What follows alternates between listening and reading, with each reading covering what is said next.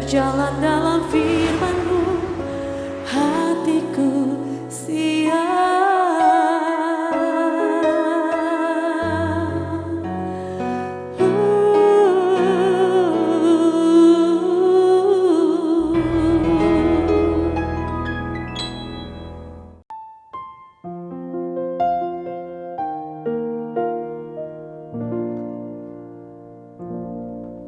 Salam, karnaval yang dikasihi oleh Tuhan Yesus. Apa kabar? Kiranya semua dalam keadaan sehat, diberkati Tuhan.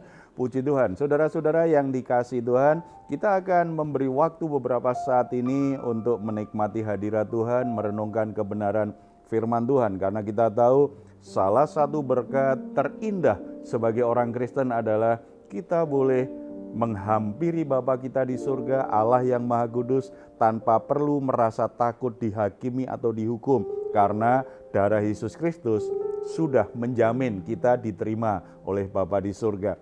Bahwa semua pergumulan, semua permasalahan, beban berat kita seperti yang sudah Tuhan ingatkan kepada kita semua, marilah kepadaku semua yang letih lesu dan berbeban berat, aku akan memberi kelegaan kepadamu. Dia rindu betul supaya hidup kita dalam kelegaan, dalam damai sejahtera.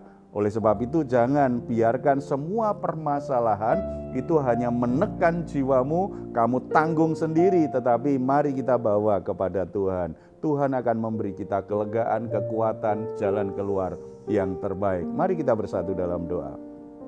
Bapa di surga, kami ucap syukur karena dalam Yesus Kristus kami boleh menghampiri Engkau tanpa perlu perasaan takut, merasa dihakimi, karena kami sangat percaya bahwa pengorbanan Yesus adalah penebusan dosa yang sempurna bagi kami semua.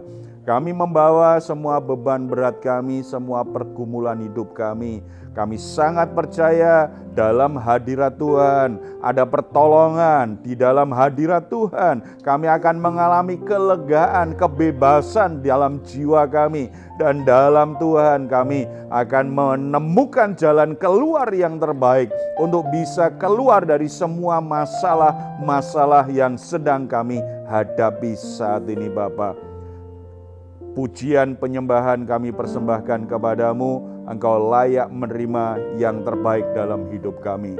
Dalam nama Tuhan Yesus Kristus. Amin. Terima kasih Tuhan. Glory bagimu, Kau yang layak disembah, Yesus. Kau Bapa-Ku yang baik,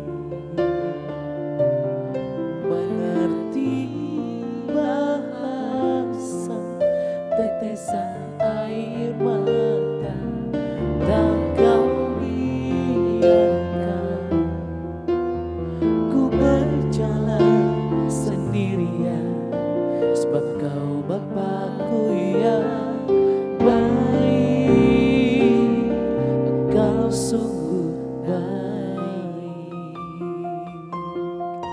Haleluya. Engkau Bapa yang mengasihiku, tak Kau pandang bentuk dan rupaku, tak Kau mengasihiku dengan sepenuh hati, tak pernah sama seperti dunia ini. Engkau Bapa yang mengajariku melewati badai langit biru. Kau yang buatku terbang bagaikan raja wali, mengatasi segala pencobaan. Kau Bapa-Ku yang baik, mengerti bahasa tetesan air mata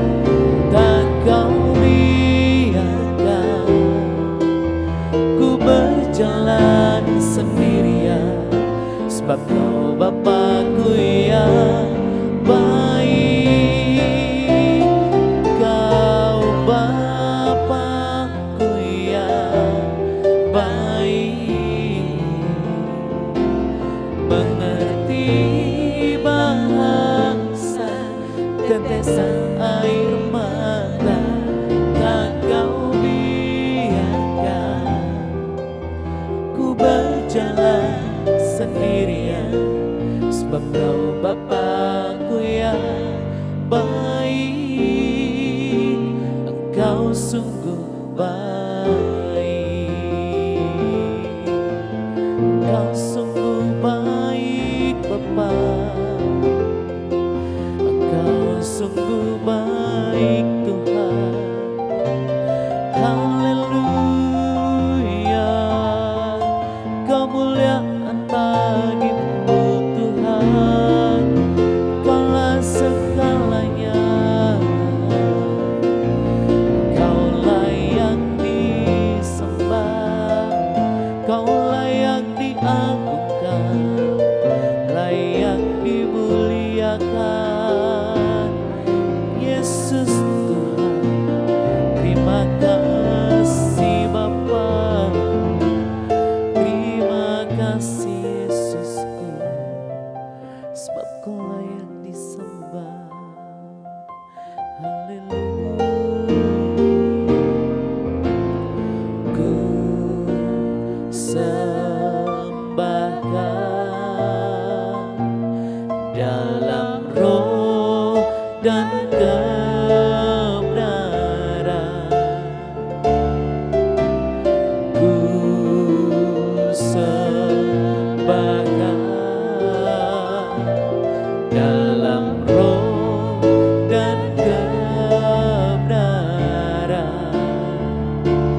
tak seorang pun jua seperti Kau, Yesus.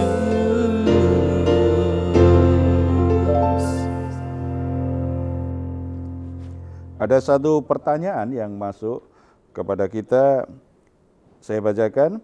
Sebagai orang Kristen kita diajarkan untuk mengasihi musuh. Apakah hal ini mungkin? Bagaimana prakteknya? Saudara-saudara, kalau bicara apakah hal ini mungkin? Kalau ada perintah Tuhan, pasti mungkin. Tuhan tidak mungkin memerintahkan kepada kita melakukan sesuatu yang tidak mungkin. Kalau toh kita sebagai manusia ada keterbatasan, ada ketidakmampuan, disitulah kasih karunia Tuhan memampukan kita, memberi kita kesanggupan. Dalam konteks tentang mengasihi orang, apakah mungkin kita bisa mengasihi musuh? Mungkin sekali. Tetapi apakah mudah? Tidak mudah. Jadi kita harus bisa bedakan antara tidak mudah, antara sulit dan bisa. Jadi antara ini bisa dilakukan tetapi sulit untuk melakukannya. Ini bisa dilakukan tetapi kalau kita tidak mau melakukannya, kita juga nggak mungkin bisa melakukannya. Mengapa sangat mungkin bisa mengasihi musuh? Karena sebagai orang Kristen, kita sudah mengalami, kita sudah menerima kasih karunia Allah. Kasih yang diberikan kepada kita, padahal kita tidak layak menerimanya. Kasih Allah itu beda dengan kasih sayang orang tua dan anak, saudara dan saudara. Tidak. Kasih Allah itu kasih karunia. Kasih yang sebenarnya kita tidak layak menerimanya. Itu dikaruniakan. Berarti bukan karena kita memang layak. Tidak. Kita tidak layak diampuni, tetapi karena Allah memiliki kasih karunia, Dia mengampuni kita. Kita tidak layak untuk diberkati Tuhan, tetapi karena Allah penuh kasih karunia Allah, penuh kasih karunia, maka Dia memberi kita berkat-berkat kepada kita. Dia tidak wajib untuk menebus dosa kita, karena dosa adalah pilihan kita. Tetapi karena kasih karunia-Nya, Allah memilih untuk menebus dosa kita, Walaupun taruhannya adalah nyawa anaknya yang tunggal, yaitu Yesus Kristus. Jadi semua yang diberikan Allah kepada kita sebenarnya tidak layak kita terima. Karena sebagai orang berdosa, posisi kita adalah musuhnya Allah. Tetapi Dia siap untuk mengampuni, siap untuk memulihkan hubungan yang rusak, dan tetap memberikan kebaikan-kebaikan dalam hidup kita. Bayarannya adalah kematian Yesus Kristus. Nah, kalau kita sudah menerima kasih yang begitu sempurna, kita punya kekuatan untuk bisa mengasihi musuh-musuh kita. Perlu latihan karena manusia lama kita biasanya akan menarik kita untuk tidak melakukannya. Melewati proses itu kan gak enak. Kita akan lihat apa yang Tuhan Yesus ajarkan tentang hal itu. Dari Lukas pasal yang ke-6,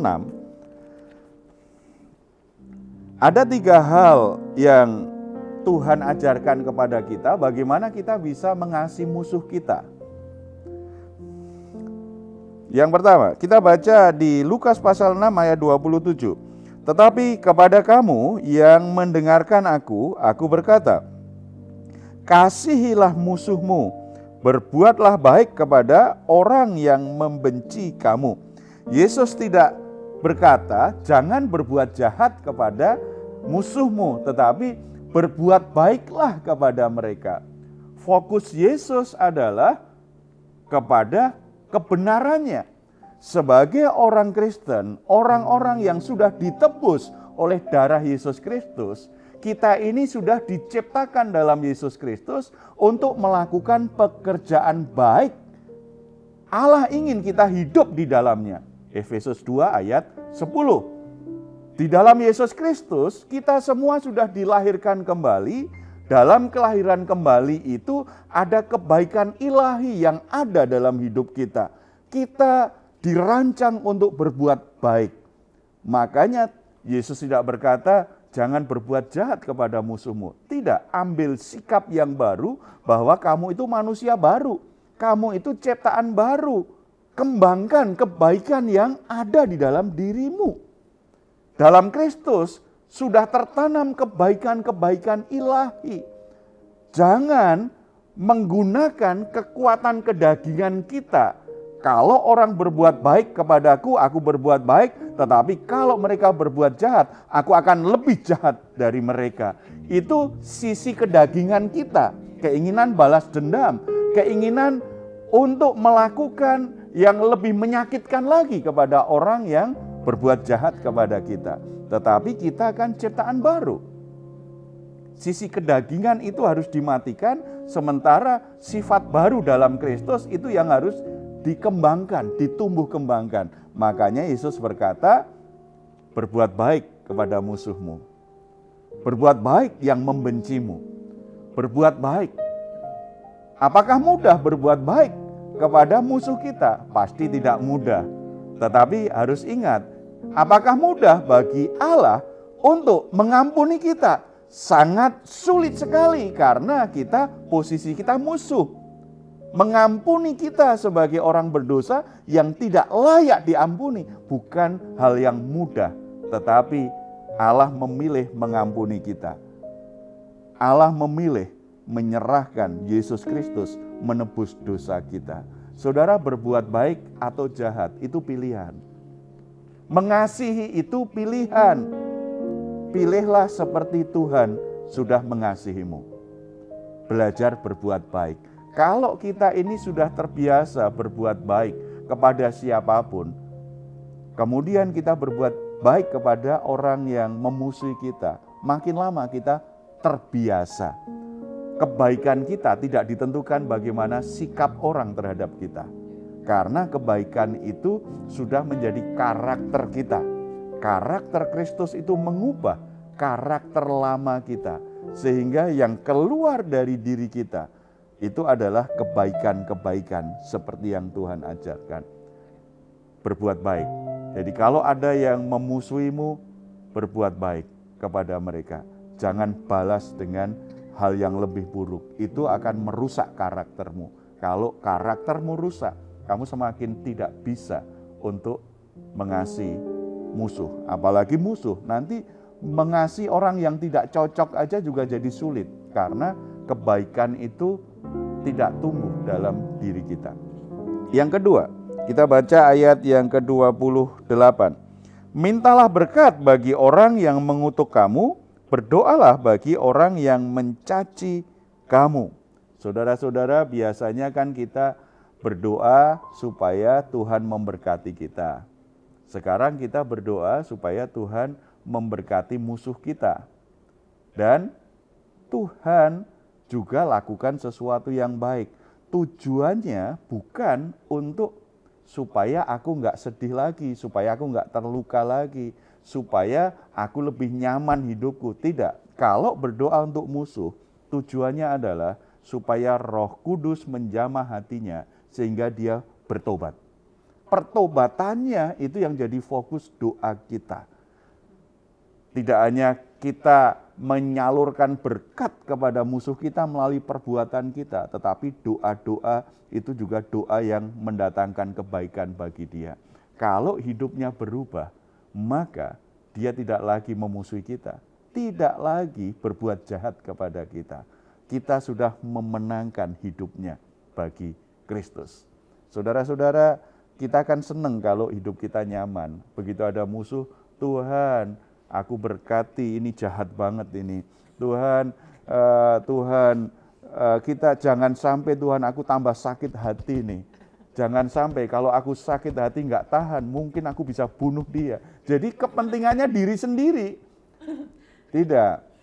Berdoa untuk pergumulan kita nggak salah. Tuhan, dia memperlakukan aku sangat jahat sekali. Aku hancur hati banget, aku terluka banget. Tetapi Tuhan tolong aku supaya aku nggak pahit hati. Beri aku kekuatan bisa mengampuni dia, tetap bisa berbuat baik kepada dia. Itu nggak salah. Tetapi ketika kita kemudian melangkah lebih lanjut, ini doa yang sulit nih. Mendoakan musuh, itu doa yang sulit. Apalagi baru 1 jam lalu dia mencaci maki kita. Membuat kita begitu malu di depan banyak orang. Kemudian kita mendoakan mereka. Doanya kadang-kadang terdorong oleh kemarahan kita kan. Tuhan, biar Tuhan hakimi dia, Tuhan balas dia, biar dia tahu rasa. Kadang-kadang kemarahannya tidak. Tuhan Yesus ingin mengajarkan, tulus kamu kalau berdoa untuk musuhmu tulus. Ada kerinduan di hatimu, berkat Tuhan itu sampai kepada mereka, supaya mereka bertobat, supaya mereka berubah. Kalau mereka berubah, maka hubungan kalian pulih. Nah, kalau kita hanya fokus pada diri kita, Tuhan beri aku kemampuan mengampuni, beri aku kesanggupan, supaya aku bisa lewati ini dengan baik. Tetapi secara relasi kan tidak boleh, karena orangnya tetap jahat, orangnya tetap bersikap buruk terhadap kita. Kita akan alami itu terus-menerus. Tuhan ingin hubungan juga pulih. Makanya doakan musuhmu. Kita tahu bahwa yang sanggup mengubah hati orang hanya Tuhan. Kita tidak mungkin bisa mengubah hati orang. Bahkan kita paksa orang berubah, tetap nggak berubah. Kalau toh berubah, perilakunya mungkin karena takut. Tetapi hati nggak berubah, dia tidak akan bertobat. Kalau orang bertobat, dia pasti berubah. Buah dari pertobatan itu akan membuat orang bisa memperbaiki hubungan-hubungan yang buruk dengan orang sekitarnya. Dia akan menjadi orang yang lebih bisa menghargai, bisa menerima, bisa mengasihi orang lain. Ini yang diharapkan oleh Bapa di surga. Jadikan saluran berkat Tuhan. Ada orang yang memusuhimu saat ini, itu kesempatan. Tuhan ingin pakai hidupmu untuk mengubah hidup orang lain. Yang ketiga, kita baca ayat 29 sampai 30. Barang siapa menampar pipimu yang satu, berikanlah juga kepadanya pipimu yang lain. Dan barang siapa yang mengambil jubahmu, biarkan juga ia mengambil bajumu. Berilah kepada setiap orang yang meminta kepadamu, dan janganlah meminta kembali kepada orang yang mengambil kepunyaanmu. Saudara-saudara, gambarannya itu ada orang yang menampar pipi kita, berarti kena ke rahang kita. Reaksi spontan kita sebagai manusia biasanya, kalau kita dipukul pipi sebelah kiri, tangan kanan kita akan balas. Kalau ditampar sebelah kanan, tangan yang bebas itu yang akan balas. Itu reaksi alami sebenarnya. Yang Yesus ajarkan ini bukan pengertian yang hurufiah seperti itu. Jadi kalau ada yang tempeleng, kok ini belum? Nah, enggak begitu ya. Enggak. Ini bicara tentang pengampunan dan penyerahan hak untuk membalas dendam. Sebagai anak-anak Allah, Yesus sudah memberi kita teladan bagaimana dia dikhianati. Tetapi dia tetap mengampuni dan menerima murid-muridnya. Sepertinya mereka tidak pernah berbuat salah kepadanya. Ketika orang begitu jahat, mencaci maki, meludahi, memukul, bahkan memakukannya di atas kayu salib. Di atas kayu salib pun Yesus juga berkata, Bapa, ampunilah mereka, sebab mereka tidak tahu apa yang mereka perbuat. Tuhan kita sudah memberikan pengampunan kepada kita yang tidak layak menerimanya. Sekaligus memberi teladan bahwa ia rela menyerahkan haknya untuk membalas dendam demi kasihnya. Itu juga yang sebenarnya sedang diajarkan kepada kita sebagai anak-anak Allah. Salah satu keunggulan iman Kristen apa? Mengasihi musuh. Tidak hanya mengampuni, tetapi mengasihi musuh. Tidak hanya mengasihi sesama, tetapi mengasihi musuh. Bahkan musuh pun tetap diposisikan seperti sesamanya. Dia tetap mengasihi, tetap berbuat baik, tetap mendoakan yang baik, tetap tidak mau membalas dendam. Inilah keunggulan kehidupan Kristen. Kembali, apakah mudah? Pasti tidak mudah. Tetapi apakah bisa dilakukan? Sangat bisa kalau kita mau berkomitmen melakukannya seperti Tuhan sudah memperlakukan kita. Ampuni orang yang bersalah kepadamu seperti Tuhan sudah mengampunimu. Berbuatlah baik kepada orang-orang yang membencimu seperti Tuhan juga sudah berbuat baik, walaupun begitu sering kita membenci Tuhan, begitu sering kita memberontak kepada Tuhan. Berkatilah musuh-musuhmu seperti Tuhan juga memberkati kita, tetap memberkati kita, walaupun begitu lama, begitu sering kita ini melawan Tuhan, kita dengar firman Tuhan ratusan kali, kita tetap tidak mau melakukannya. Kita tetap memilih jalan kita sendiri, kita tetap memilih keinginan kita sendiri. Tetapi Tuhan tidak pernah berhenti mengasihi kita. Tuhan tidak pernah berhenti berbelas kasihan kepada kita. Tuhan tidak pernah berhenti untuk memberkati kita. Kalau kita sudah menerimanya dari Tuhan, berarti ada kekuatan, ada kesanggupan. Yang penting, apakah saudara mau berbuat baik kepada musuh-musuhmu? Saudara mau memberkati, jadi berkat Tuhan untuk musuh-musuhmu? Apakah saudara rela melepaskan hakmu untuk membalas dendam demi karena saudara mengasihi Tuhan, karena saudara ingin mentaati Tuhan, karena saudara ingin meneladani Yesus Kristus Tuhanmu? Kalau saudara mau melakukannya, kekuatan yang dari Tuhan akan memampukanmu untuk bisa melakukannya. Mari kita bersatu dalam doa. Bapa di surga, kami ucap syukur karena Yesus Kristus sudah memberi sebuah pembuktian yang sempurna bahwa kasih-Mu itu sempurna bagi kami. Engkau tidak pernah membuang kami, Engkau tidak pernah membalas dendam kepada kami. Walaupun kami begitu sering memberontak-Mu, kami begitu sering melawan-Mu, kami begitu jahat kepadamu melalui jalan-jalan hidup kami. Tetapi Engkau menyediakan kasih karunia, Engkau menyediakan korban penebusan dosa. Oleh sebab itu Bapa, biarlah kami oleh kekuatan kasih-Mu bisa mengasihi musuh-musuh kami, orang-orang yang berbuat jahat kepada kami, orang-orang yang membenci kami. Kami rela untuk melepaskan hak membalas dendam, tetapi justru memberi pengampunan. Kami tidak mengutuk, tetapi kami justru memberkati. Kami tidak berkata-kata yang jahat, tetapi kami justru mendoakan yang baik bagi mereka. Beri kami kesempatan, beri kami kemampuan, beri kami kerelaan untuk tetap berbuat baik kepada orang-orang yang membenci kami, Bapa. Kemuliaan hidup Kristus biarlah nyata dalam hidup kami semua, hari demi hari. Tuhan berkati saudara-saudara saat ini yang sedang dipenuhi dengan kebencian, kemarahan, kekecewaan, perasaan yang begitu sulit untuk bisa mengasihi seseorang. Apalagi orang-orang yang selama ini dihormatinya. Orang-orang yang selama ini sungguh-sungguh dikasihinya.